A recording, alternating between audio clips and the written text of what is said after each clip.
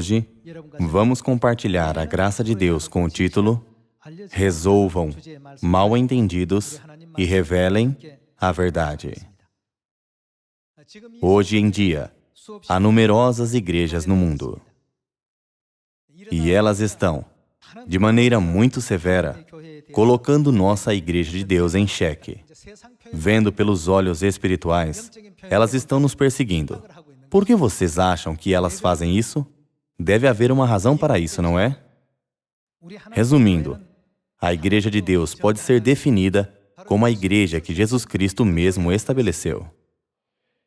Esta igreja é estabelecida por Jesus, comprada pelo sangue de Deus. Mas as pessoas, não sabendo da vontade de Deus, perseguem a igreja. Elas devem saber qual igreja Jesus estabeleceu, quais verdades havia na sua igreja e quem frequentava essa igreja. Havia pessoas famosas que frequentavam a igreja? Sim, havia muitas. Muitas são famosas por todo o mundo. Sem falar de Jesus. Quantas mais havia? Tinha Paulo e Pedro. Já que nós não falamos isso às pessoas, elas não ouviram isso. E já que elas não ouviram, elas consideram nossa Igreja de Deus como antissocial. Algumas pessoas entendem mal nossa igreja. Mas, se elas acusam a Igreja de Deus, isso é acusar e perseguir Jesus, que estabeleceu a Igreja de Deus. Assim, hoje, nós precisamos saber mais sobre nossa Igreja de Deus. Quando nós conhecemos nossa igreja, nós podemos esclarecer seus mal-entendidos sobre nossa igreja. As pessoas ao nosso redor nos mal-entendem muito. Nós devemos fazer conhecida a verdade àqueles que não a conhecem e esclarecer seus mal-entendidos. Vejamos Mateus, capítulo 16, versículo 13. Indo Jesus para os lados de Cesareia de Filipe, perguntou a seus discípulos: Quem diz o povo ser o Filho do Homem? Cerca de 2000 anos atrás, Jesus Cristo perguntou aos seus discípulos: Que tipo de olhar as pessoas dão ao Filho do Homem? Versículo 14. E eles responderam: Uns dizem João Batista, outros Elias, e outros Jeremias ou algum dos profetas. Mas vós, continuou ele, quem dizeis que eu sou? Respondendo Simão Pedro, disse: Tu és o Cristo, o Filho do Deus vivo. Pedro sabia que Jesus era Deus forte e Pai da eternidade. Testificado em Isaías, capítulo 9, versículo 6. Assim, ele respondeu que Jesus era o Filho de Deus. Em outras palavras, isso quer dizer que Pedro tinha a fé em Deus que veio em carne. Não é? Jesus abençoou Pedro com uma grande recompensa, vendo que ele tinha tal fé. Vejamos versículo 17. Então Jesus lhe afirmou: Bem-aventurado és, Simão Barjonas.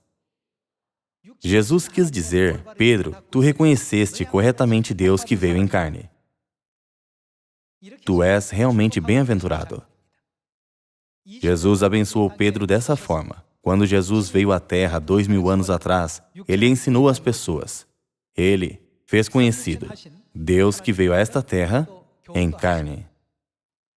E de acordo com João, capítulo 10, versículo 30, Jesus pregou para multidões sobre quem era Ele. Como Ele ensinou isso aos seus discípulos, eles puderam dizer: Tu és o Cristo, o Filho do Deus vivo. Algumas pessoas dizem: Está escrito que Ele é o Filho, não Deus. A razão por que elas dizem isso é porque não entendem o que é a Trindade. Em Isaías capítulo 9, versículo 6, está escrito: Um filho se nos deu, e o seu nome será Maravilhoso Conselheiro. E quem? Deus Forte. Foi por isso que Jesus abençoou Pedro. Pedro tinha a fé em Deus que vem em carne. Assim, ele pôde ser abençoado por Jesus. Vejamos o versículo 17. Então Jesus lhe afirmou: Bem-aventurado és, Simão Bar-Jonas, porque não foi carne e sangue que te revelaram, mas meu Pai que está nos céus. Também eu te digo que tu és Pedro, e sobre esta pedra edificarei o quê? A minha igreja. Que tipo de pessoa pode ser abençoada e Deus edifica a sua igreja nela? Assim como Pedro, aqueles que têm fé em Deus, que veem em carne, são abençoados e se tornam na igreja edificada por Deus. Edificarei a minha igreja e as portas do inferno não prevalecerão contra ela. E até mesmo o que mais foi dado a Pedro? Vejamos o versículo 19. Dar-te-ei as chaves do reino dos céus. O que ligares na terra terá sido ligado nos céus. E o que desligares na terra terá sido desligado nos céus. Então, advertiu os discípulos de que a ninguém dissessem ser ele o Cristo. Há 2000 anos, Jesus Cristo veio à terra e perguntou: Quem o povo diz que eu sou? E perguntou aos seus discípulos: E quem vós dizeis que eu sou? Quem achais que eu sou para me seguir? Tu és Deus. Realmente, bem-aventurado és tu, porque não foi carne e sangue que te revelaram, mas meu Pai que está nos céus. Deus te deu a sabedoria para compreender isso. De agora em diante, edificarei a minha igreja sobre esta pedra. O nome Pedro significa pedra. Jesus nos despertou para o fato de que sua igreja deveria ser estabelecida sob essa crença. E como ele chamou a igreja? Ele não a chamou de Igreja de Deus? Estando com seus discípulos, Jesus guiou cultos, os instruiu, ele lhes ensinou a verdade. Esta igreja era a Igreja de Deus. A igreja primitiva acreditava que Deus certamente aparece nesta terra em forma humana. Todos os santos, inclusive Pedro, tinham tal fé. Deus abençoou esta igreja e disse: Sobre esta pedra edificarei a minha igreja, e as portas do inferno não prevalecerão contra ela. Jesus definitivamente colocou sua profecia e promessa nesta igreja. Eu lhes mostro a relação entre Pedro e Jesus Cristo primeiro, porque quando entendemos esta relação, podemos confirmar muitas evidências na Bíblia de que nossa Igreja de Deus é realmente a igreja estabelecida pelo próprio Jesus. Agora, vamos encontrar estes testemunhos um por um. Agora, nós estamos guardando o sábado, o dia de repouso. Vamos para Lucas e vejamos como a igreja primitiva guardou o sábado. Lucas, capítulo 23, versículo 50. E eis que certo homem, chamado José, membro do Sinédrio, homem bom e justo, que não tinha concordado com o desígnio e ação dos outros, natural de Arimateia, cidade dos judeus, e que esperava o reino de Deus, tendo procurado a Pilatos, pediu-lhe o corpo de Jesus, e, tirando-o do madeiro, envolveu-o num lençol de linho e o depositou num túmulo aberto em rocha, onde ainda ninguém havia sido sepultado. Era o dia da preparação e começava o sábado. As mulheres que tinham vindo da Galileia com Jesus, seguindo, viram o túmulo e como o corpo fora ali depositado. Então se retiraram para preparar aromas e bálsamos, e no sábado descansaram, segundo o mandamento. Fizeram o quê? A Igreja de Deus guardava o mandamento do sábado? Sim. Mas, hoje em dia, muitas igrejas dizem é anormal guardar o sábado ou a Páscoa. Se elas dizem isso, isso não é diferente do que ignorar as obras e ensinamentos de Jesus Cristo. Todos nós devemos saber disso. A Igreja de Deus, naqueles dias, conhecida como a Igreja Primitiva, guardou o mandamento do sábado, conforme registrado em Lucas, capítulo 23. Foi dito, e, no sábado, descansaram segundo o mandamento. Então, apenas descansaram? O que Jesus fazia no sábado? De acordo com Lucas, capítulo 4, versículo 16, ele ia à sinagoga dar culto. Podemos lembrar-nos disso, certo? Em Atos, capítulo 17 também, o apóstolo Paulo foi à sinagoga e fez o quê? Na Bíblia, nós podemos ver o apóstolo Paulo pregar as palavras de Deus e provar que Jesus é o Cristo.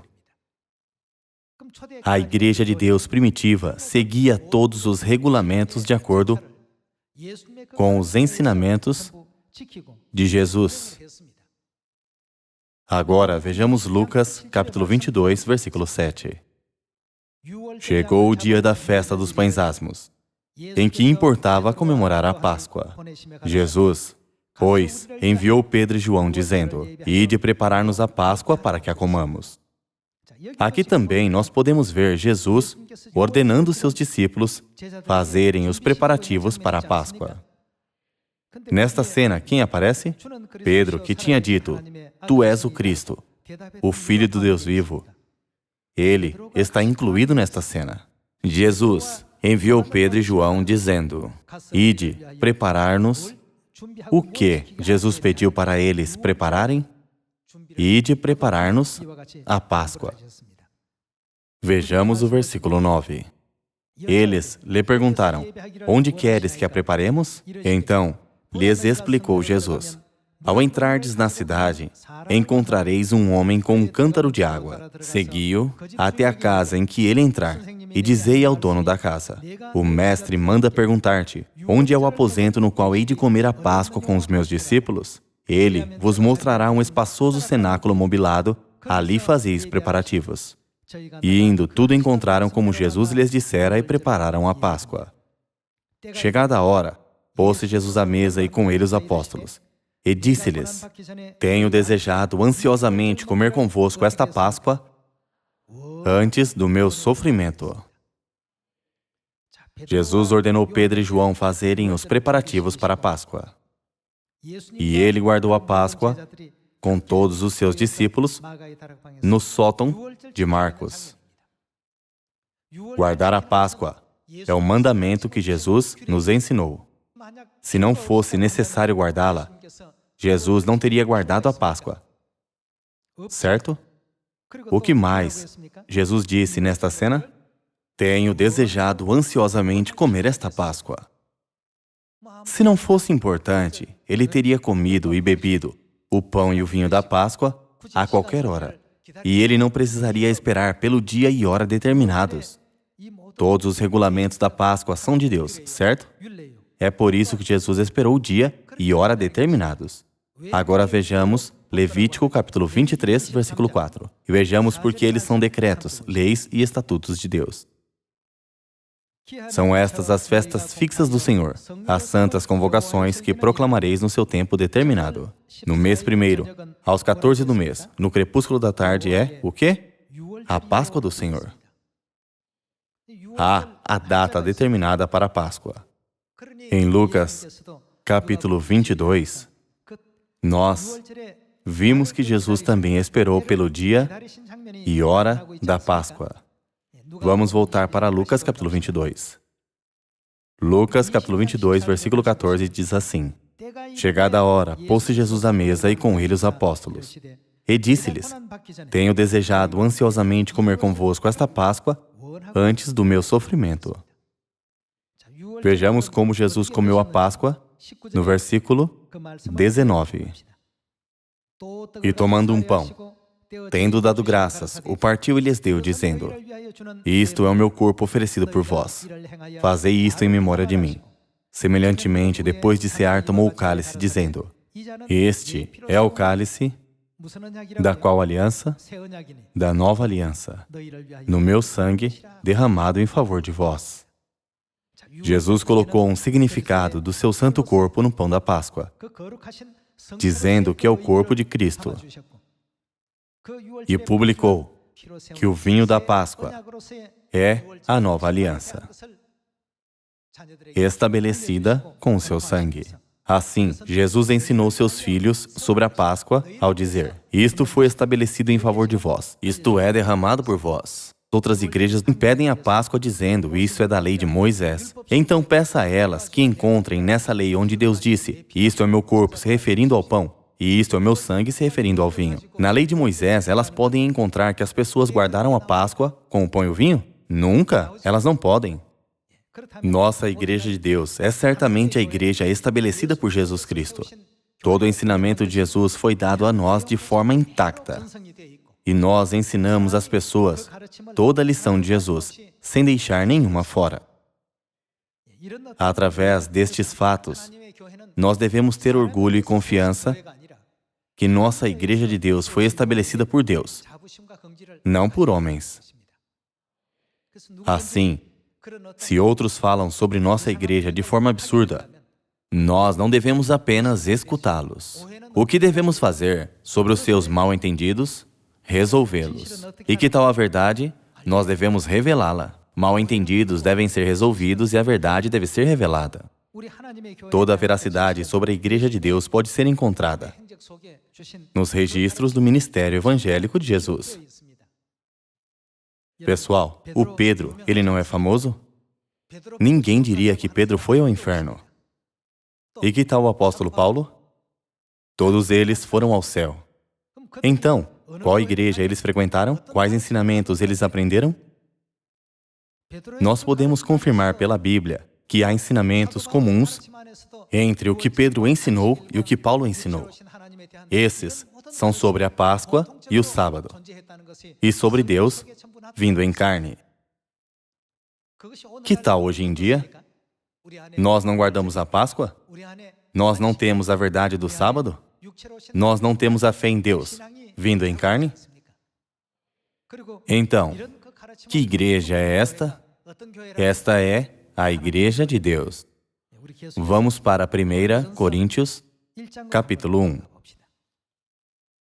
Se alguém perguntar que tipo de igreja é a Igreja de Deus, por favor, respondam a ele dessa forma: nossa Igreja de Deus é a igreja estabelecida por Jesus, a igreja estabelecida por Deus.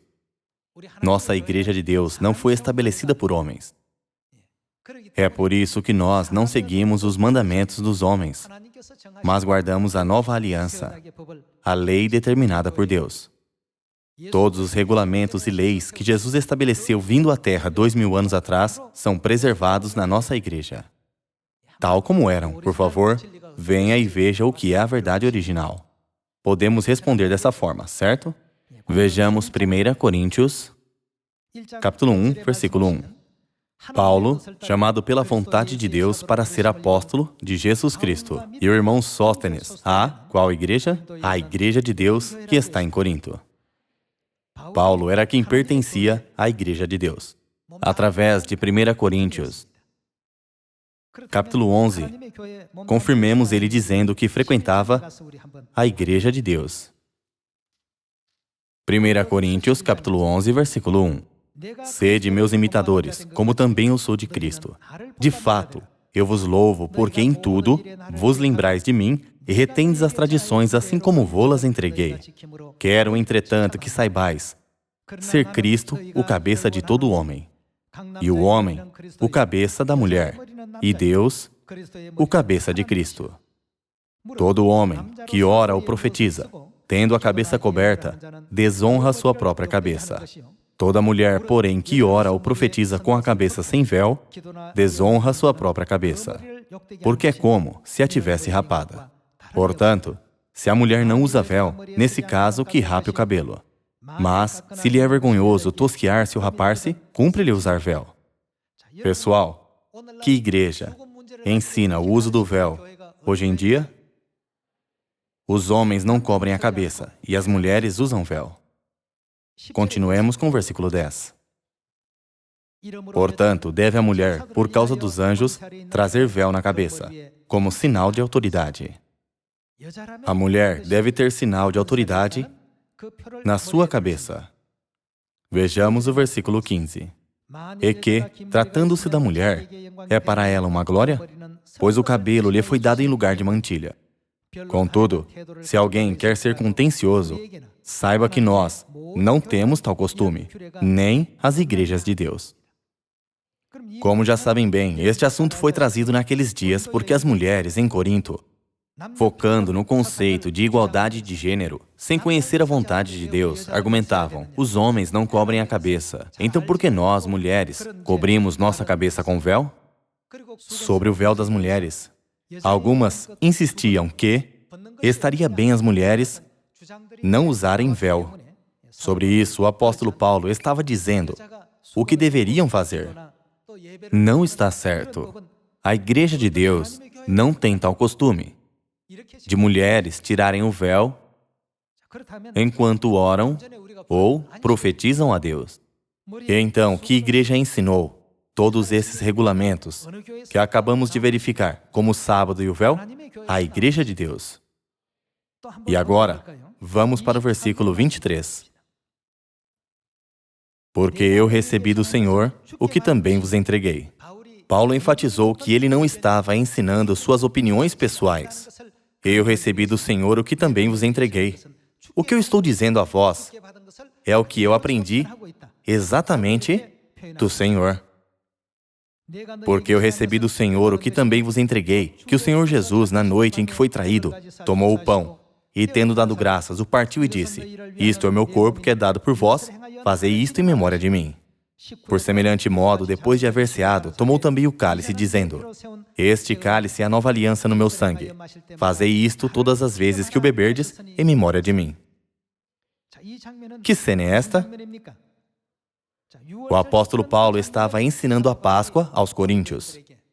Corinto não era em Israel, era uma região gentia, em uma nação gentia. Ele estava pregando sobre a Páscoa. Ele estava pregando a exata cena de Lucas, capítulo 22. Então, vejamos qual igreja tinha esses ensinamentos. Nós podemos encontrar a resposta no versículo 22. Não tendes, porventura, casas onde comer e beber? Ou menosprezais? Qual igreja? A igreja de Deus. Envergonhais os que nada têm. Que vos direi? Louvar-vos-ei? Nisto, certamente, não vos louvo. Versículo 26. Porque todas as vezes que comerdes este pão e beberdes o cálice, anunciais a morte do Senhor, até quando? Disse que anunciais até que Ele venha. Tem alguma igreja que esteja anunciando esses ensinamentos, a não ser nós? Nenhuma igreja está, a não ser a igreja de Deus. Nós, certamente, frequentamos a igreja estabelecida por Deus. Nossa igreja foi construída sob a fundação de Jesus Cristo. Desta maneira, nós nunca devemos perder confiança e orgulho. De fato, está profetizado na Bíblia que a verdadeira igreja será atacada e impedida pelo diabo. Por isso, Deus prometeu: não vos assusteis por causa das suas injúrias. Eu estarei convosco, eu vos ajudarei até o fim.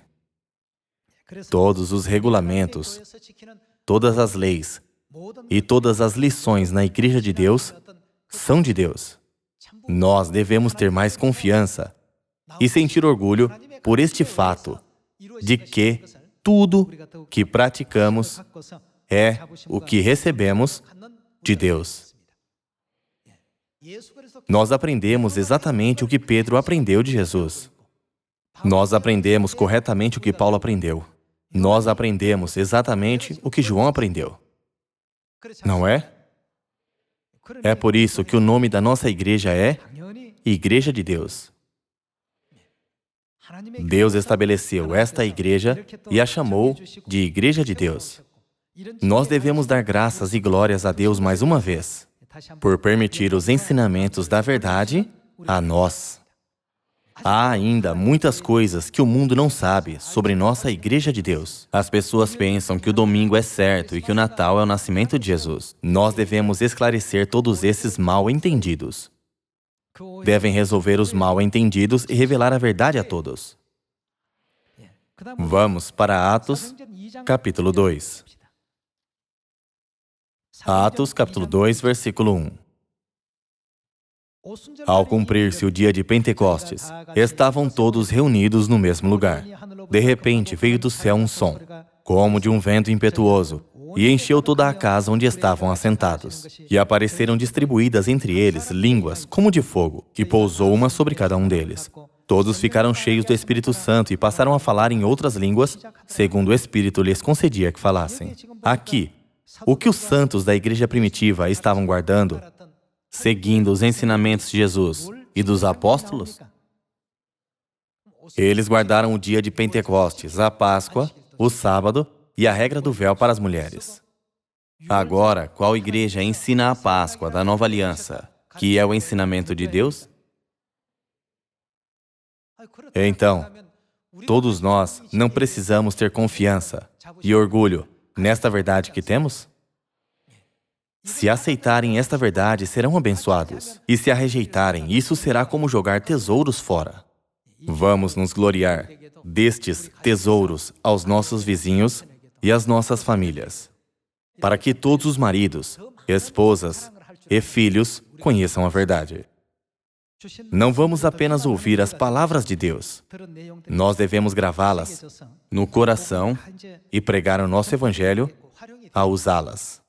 Quando os apóstolos ouviram os ensinamentos de Jesus, eles pregaram às pessoas ao seu redor da forma que aprenderam com ele. Nós devemos fazer o mesmo. Vamos para Mateus, capítulo 13. Versículo 24. Outra parábola lhes propôs, dizendo: O reino dos céus é semelhante a um homem que semeou boa semente no seu campo. Mas, enquanto os homens dormiam, veio... Quem veio? O inimigo dele. Semeou o que semeou? O joio no meio do trigo e retirou-se. Nós devemos saber quem é o inimigo e o que é o joio. Versículo 26. E quando a erva cresceu e produziu fruto, apareceu também o joio. Então, vindo os servos, o dono da casa lhe disseram: Senhor, não semeaste boa semente no teu campo? De onde vem, pois, o joio? Ele, porém, lhes respondeu. Ele respondeu a razão do joio ser semeado. Quem fez isso? Um inimigo fez isso. Quem é o inimigo? Enfim, quem semeou o joio foi o diabo. Deus não semeou o joio, o diabo semeou. Mas quem semeou o sábado e as 7 festas de 3 tempos? Deus semeou tudo isso e colocou seu nome nessas festas. É o sábado do Senhor. São estas as festas fixas do Senhor. Jesus também não disse: O Filho do Homem é o Senhor do sábado? É de Deus. Assim Deus colocou o crachá com seu nome nelas. Mas, hoje em dia, ainda que o culto dominical não seja da Bíblia e o Natal não tenha base, muitas doutrinas, não da Bíblia, estão invadindo as igrejas. Quem fez isso? Não foi Deus. Jesus disse: Não fui eu, um inimigo fez isso. Vejamos o versículo 28. Mas os servos lhe perguntaram: Queres que vamos e arranquemos o joio? O que o dono disse? Ele disse não. Não, replicou ele, para que, ao separar o joio, não arranqueis também com ele o trigo. Deixai-os crescer juntos até quando? A colheita. Deixa o joio crescer e deixa o trigo crescer também. E no tempo da colheita, direi aos ceifeiros: Ajuntai primeiro o joio, atai-o em feixes para ser queimado. Mas o trigo recolhei-o no meu celeiro. Vejamos em detalhes a explicação que Jesus deu sobre esta parábola. Versículo 36 diz: Então, despedindo as multidões, foi Jesus para casa, e chegando-se a ele, os seus discípulos disseram: Explica-nos a parábola do joio do campo. E ele respondeu: O que semeia a boa semente é o Filho do Homem. O campo é o mundo, a boa semente são os filhos do reino, o joio são os filhos do maligno. O inimigo que o semeou é... Quem? O diabo. A ceifa é a consumação do século, e os ceifeiros são os anjos. Pois assim como o joio é colhido e lançado ao fogo, assim será na consumação do século. Mandará o Filho do Homem os seus anjos, que ajuntarão do seu reino todos os escândalos. E quem mais? Os que praticam a iniquidade, e os lançarão na fornalha acesa. Ali haverá choro e ranger de dentes. Então os justos resplandecerão como o sol, no reino de seu Pai. Quem tem ouvidos para ouvir, ouça. Através disso, nós podemos entender que todos os evangelhos diferentes, que não foram pregados por Cristo, foram espalhados por quem? O diabo, o inimigo, fez isso. A resposta é dada na parábola. Se nós esperamos pelo céu e desejamos entrar no reino de Deus, a qual igreja nós devemos ir? A igreja de Deus. Nós devemos aprender os ensinamentos da igreja de Deus. Nós devemos aprender todos os ensinamentos intactos conforme foram dados por Cristo. Certo? Em Mateus, capítulo 16, vocês podem ver que o apóstolo Pedro teve fé em Deus que veio em carne. E que tal o apóstolo Paulo? Em Filipenses, capítulo 2, ele disse que Jesus subsiste na forma de Deus. Isto é, embora viesse na forma humana e trabalhasse como carpinteiro e parecesse um homem comum, ele subsiste na forma de Deus. A sua natureza divina é do Criador dos céus e da terra. Tal ensinamento foi dado por Pedro e Paulo, e o ensinamento foi diretamente dado por Jesus. Contudo, somente porque nós temos os mesmos ensinamentos e fé, as pessoas dizem, a igreja de Deus é estranha. Se nossos parentes, marido, esposa ou filhos têm algum mal-entendido sobre nossa igreja, o que devemos fazer? Devemos resolver todos eles e devemos lhes revelar o quê? A verdade. A verdade deve ser revelada e mal-entendidos devem ser resolvidos. Deus colocou os israelitas em todos os tipos de situações por 40 anos no deserto e descobriu como foi a fé deles em cada situação. Nosso Deus sempre nos vê, ainda que sejamos perseguidos. Pessoal, não precisamos nos preocupar com isso. Se vocês têm fé, cada situação muda logo. Mas se a sua fé não cresce, tal ambiente continuará a oprimir o seu mundo espiritual. Ele vai lhes cansar e assediar cada vez mais. Tendo isso em mente novamente, vamos esperar pelo Pai que virá. Espero que todos nós sejamos os filhos de Sião que receberão o Pai em glória, cantando Hosana. Muito obrigado.